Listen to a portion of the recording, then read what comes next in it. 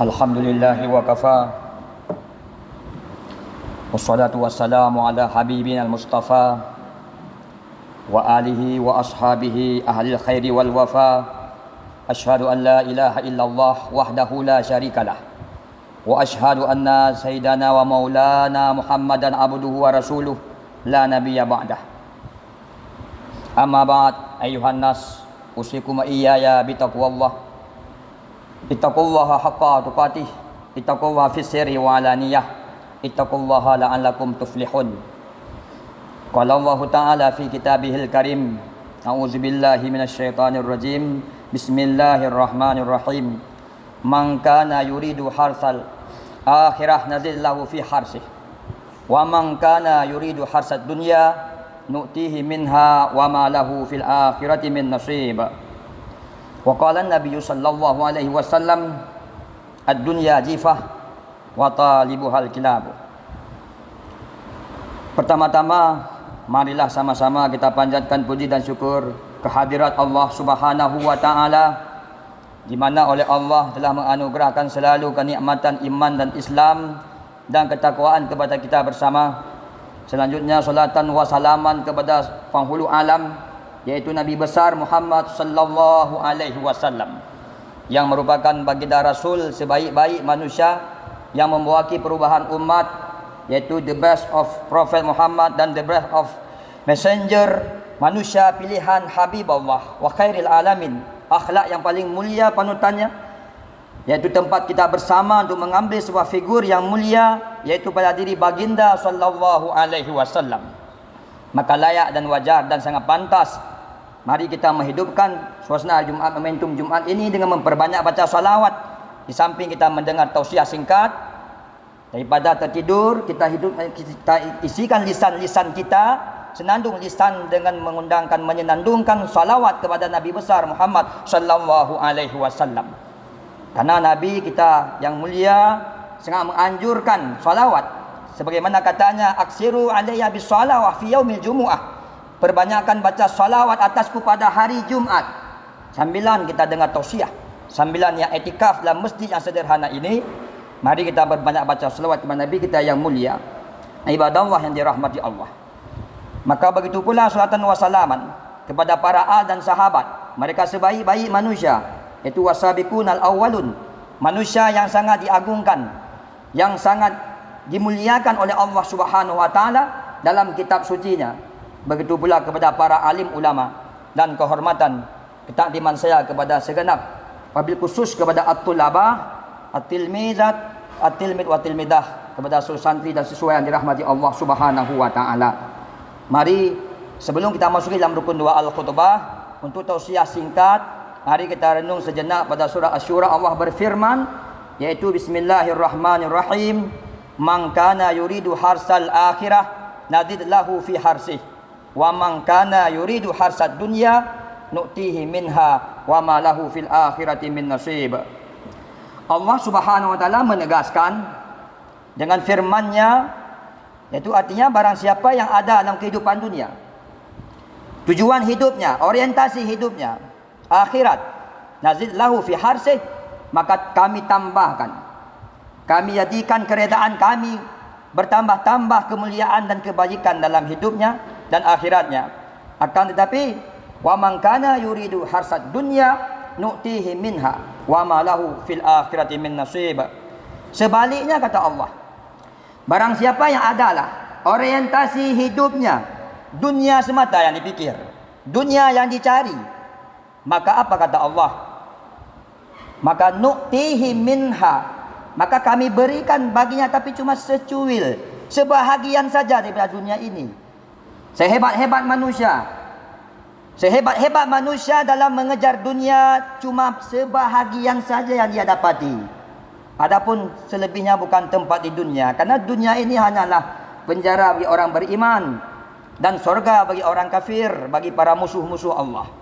Ibadah Allah yang dirahmati Allah. Maka pada surah Asy-Syura Allah mengingatkan, menegaskan pada ujung ayat, wa ma lahu fil akhirati min nasib, dan tidak akan mendapat apapun pada hari akhirat daripada jatah apapun. Karena dunia saja yang dipikirnya.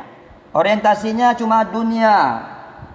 Maka siang malam dia larut pontang-panting cari dunia. Maka cuma sedikit saja dapat dunia, tapi yang malang, sungguh malang 1000 malang. Di hari akhirat dia takkan dapat rasakan apapun. Maka sesuai dengan hadis Nabi sallallahu alaihi wasallam, ad-dunya jifah. Dunia ini umpama seonggok bangkai. Dunia umpama seonggok bangkai. Wa talibuhal kilabu. Maka sudah pasti penuntut bangkai, perindu bangkai, iaitulah anjing yang menggonggong. Ibadah Allah yang dirahmati Allah.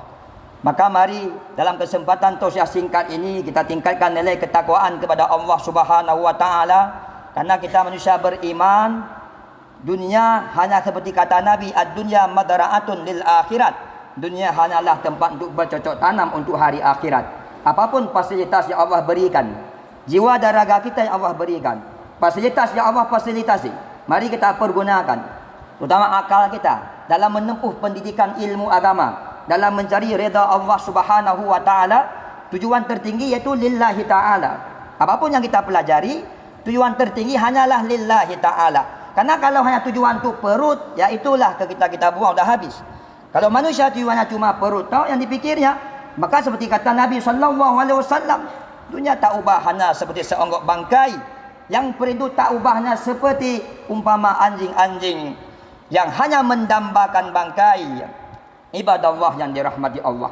Maka pesan singkat melalui kesempatan mimbar ini yang mulia ini, ketakwaan kita kepada Allah Subhanahu wa taala, sebagaimana kata Allah juga pada ayat yang lain, wamal hayatud dunya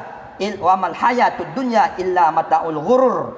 Tidak adalah kehidupan dunia kecuali hanyalah cuma materi semata-mata, ghurur yang sangat menipu daya. Kehidupan dunia hanyalah kehidupan sementara, seperti umpama fata morgana bagi orang musafir kabilah berlalu dalam padang pasir. Ia kira itu mata air, ketika dikejarnya rupanya bukan mata air. Gemerlap cahaya, seperti umpama air, mata air, makin dikejar makin tidak ada arti, makin dikejar makin kosong. Maka yang ada hanyalah dia capek dan bertambah lelah, bertambah kehausan di dalam padang pasir. Itulah fata morgana. Maka bagi pecinta dunia, siap-siap sengsara. Bagi pecinta dunia, siap-siap hampa, siap-siap hidup akhir hayatnya dalam kesengsaraan. Ibadah Allah yang dirahmati Allah. Al-Imamul Ghazali sedikit memberikan sebuah analogis perbandingan ketika para muridnya bertanya, "Ya Syekh, wahai Syekh, bagaimana perbandingan kehidupan dunia ini bagi kita?"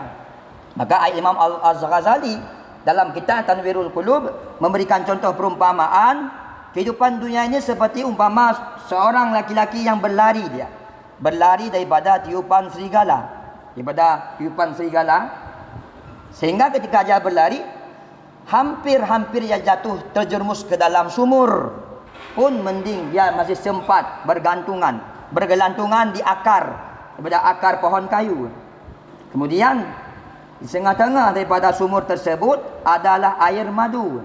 Ada air madu, sedangkan di dalam sumur itulah buaya yang siap-siap mau menerkam si laki-laki tersebut. Sedangkan sambilan dia bergelantungan di akar kayu tersebut, itulah dia hampir jatuh. Karena apa? Ada 2 ekor tikus hitam dan tikus putih yang mulai menggigit akar-akar kayu tersebut. Apabila dia lalai, larut dia, terpesona dia dengan setetes air madu, maka pasti jatuh daripada mulutnya si buaya. Maka Imam Al-Ghazali memberikan contoh jawaban daripada pentafsiran tersebut, sebuah analogis, sebuah iktibar bagi kita yang punya mata hati, supaya kita terinspirasi, termotivasi, supaya harus kita anggap dunia ini cuma tempat singgahan dan umpama bangkai, umpama alat-alat yang menjebak diri kita. Jangan sampai terjebak dengan jebakan yang sangat bahaya. Bolehlah sekarang musuh-musuh Allah bangga, para ulama dikriminalkan, musuh-musuh Allah bangga, Islam disudutkan. Silakan berbangga, tapi ingat satu saat nanti dunia hanya sementara, akan kembali dia ke hari akhirat dan akan merasakan azab yang luar biasa. Ibadah Allah yang dirahmati Allah. Maka Imam Al-Ghazali memberikan jawaban pentafsiran tadi. Kita hidup dunia seperti misalkan tadi seorang laki-laki lari daripada kematian, lari daripada yang namanya kematian, berlari, makin berlari rupanya dia makin dekat dengan namanya kematian. Jadi serigala tersebut umpama malaikat cabut nyawa, malaikat pencabut nyawa yang siap-siap dia akan menerkam nyawa kita. Karena kematian itu tidak pakai nomor antri. Yang namanya kematian tidak mesti yang tua dulu, bisa jadi yang kita yang muda-muda. Belum tentu kematian orang sakit dulu, bisa jadi kita yang sehat walafiat. Karena kematian rahasia Allah, tidak pakai nomor antri. Maka ketika lari dia daripada cengkrama malik maut, maka ujungnya dia pun sibuk, dia larut dengan namanya kenikmatan dunia. Maka air madu itu diumpamakan dengan kenikmatan dunia. Sejauh mana kita cicipi, tidak akan menjadikan kita kenyang. Orang makin kaya, makin hebat, enggak puas dia. Enggak ada yang puas, enggak ada kata puas bagi orang-orang yang sudah zalim dirinya sendiri. Maka Imam Al-Ghazali memberikan contoh, air madu itu seperti fata morgana tadi, seperti sesuatu yang sangat menggoda, tetapi di balik itu kematian yang sesungguhnya. Maka kalau dia larut dengan mencicipi air madu, maka tikus hitam dan tikus warna putih, yaitu siang dan malam. Jadi akar kayu itu umpama umur kita. Kita terikat dengan umur. Umur tidak ada yang bisa memastikan dia hidup berapa totalitas umur dia, nggak ada tahu dia. Maka seiring putaran waktu siang dan malam, jadi tikus putih dan tikus hitam, siang umpama tikus putih, malam umpama tikus hitam, menggerogoti, menggigit, umur kita habis. Akar kayu itu habis. Maka kalau kita terpesona, tergoda dengan harta, tahta dan wanita, tujuan hidup hanya perut, orientasi hidup hanya perut, maka ujungnya pasti jatuh ke dalam mulut si buaya. Na'udzubillah, summa na'udzubillah. Ibadah Allah yang dirahmati Allah, ayyuhatulab yang dirahmati Allah Subhanahu wa taala. Maka itu dah pada surah Asy-Syura Allah mengingatkan, maka janganlah kita jadikan orientasi hidup ini hanya dunia semata-mata. Maka sungguh malang sengsara yang akan menimpa kita di yaumil mahsyar. Na'udzubillah summa na'udzubillah. Itulah sekilas sedikit perjalanan waktu umpama yang dianalogiskan oleh Imam Al-Ghazali tentang perjalanan dalam kehidupan dunia ini. Maka janganlah kita terbuai oleh fata morgana dalam padang pasir. Kita ibarat musafir, jangan lalai, jangan terlena oleh gemerlap dalam padang pasir. Jangan kita kira itu air, tetapi itu merupakan hanyalah tipu daya belaka. Dan jangan kita larut dan lalai dengan tetesan madu. Maka jangan sampai nanti kehidupan ini akan sia-sia. Karena tikus putih dan tikus hitam, siang dan malam, umur kita akan semakin dekat dengan namanya kematian. Dan semakin hari kita akan dekat kembali kita kepada Allah Subhanahu wa ta'ala.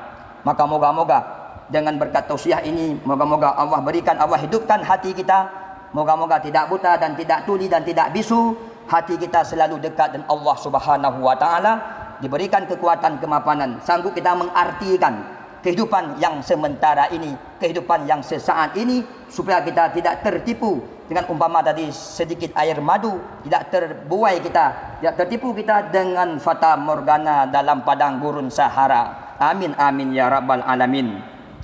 Alhamdulillah, alhamdulillahi wa kafa, wassalatu wassalamu ala sayyidina Muhammadil Mustafa wa ala alihi wa ashabihi ahlil khairi wal wafa. Ashhadu an la ilaha illallah wahdahu la syarikalah wa ashhadu anna sayyidana Muhammadan abduhu wa rasuluhu la nabiyya ba'dah. Ayuhan nas, ittaqullaha haqqa tuqatih wa la tamutunna illa wa antum muslimun. Qala Allah Ta'ala fi kitabihil karim. A'udzu billahi minasy syaithanir rajim. Bismillahirrahmanirrahim. Man kana yuridu harsal akhirah nazid lahu fi harsihi wa man kana yuridu harsad dunya nu'tihi minha wa ma lahu fil akhirati min nasib.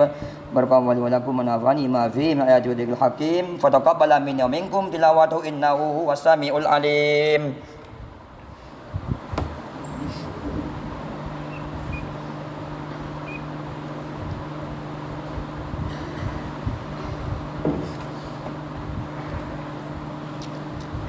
Alhamdulillahi wa kafa.